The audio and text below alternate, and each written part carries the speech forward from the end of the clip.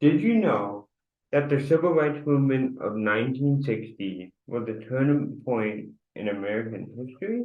More or less, I did know the civil rights movement was a turning point, but don't know how the details about how much of an impact the movement made. Well, the Civil Rights Movement was a movement for equal rights for all people regardless of race in the mid-20th century.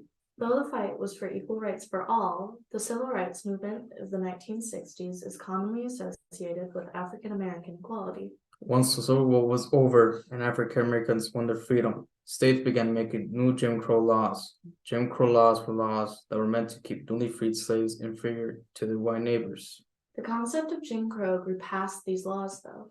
Hugh Smith, with the National Association for the Advancement of Colored People, wrote that Jim Crow, quote, infers that in the stratified societal pattern of the United States, a caste-like group exists, which has been assigned to a low position. This means that Jim Crow grew into the concept of African American inferiority and white supremacy in the US. In the 60s, the civil rights movement was huge. There were rallies, protests, boycotts, and leaders that were all part of the movement. One leader that most people knew is Martin Luther King Jr., who was born on January 15th, 1929.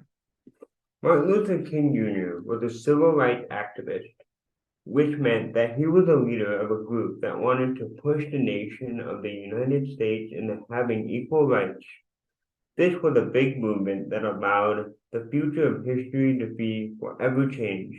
Though Martin Luther King himself was a black man, he fought for equal rights for all, saying, quote, in 1950s America, the equality of man envisioned by the Declaration of Independence was far from reality.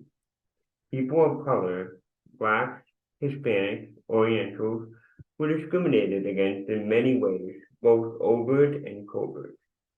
Martin Luther King Jr. focused on rallying people to the cause through his speeches. He did not turn to violence and led people in a peaceful protest against segregation in society.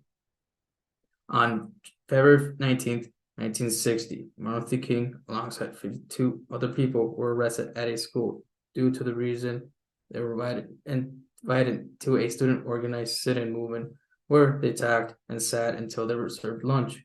And when Martin Luther King arrived to join the movement, he got arrested for trespassing on private property and went to jail and got a sentence of 6 months of hard labor, but was later released because his family and presidential candidate John F. Kennedy helped secure his release.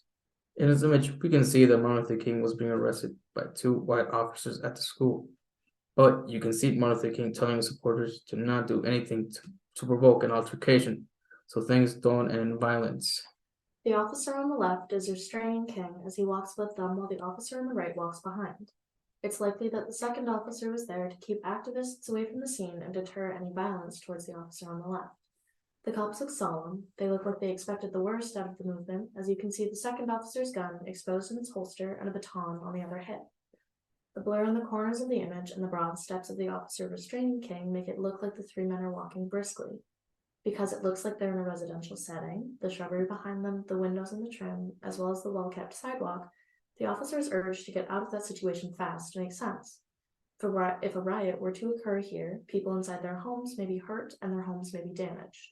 So, if violence were to take place in the event of King's arrest, the officers would have the means to defend themselves and try to put a swift end to the fight.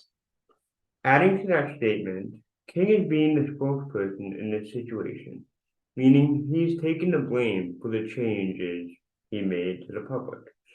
He is getting arrested, and by doing so, he is looking back into the crowd and letting them know that everything is going to be okay. He is also letting them know that he is going to keep fighting and he will not stop doing so until all this chaos settles down. Though King fought alongside many Americans for equality, he and many others never saw the end of the civil rights movement. King was assassinated April 4th, 1968. His death brought about riots, but solidified the importance of the civil rights movement, and he, along with the movement, are commemorated in January each year.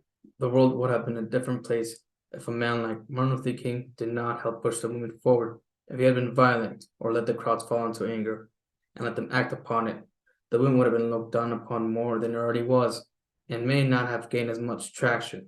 This man's peaceful nature was the face of this movement.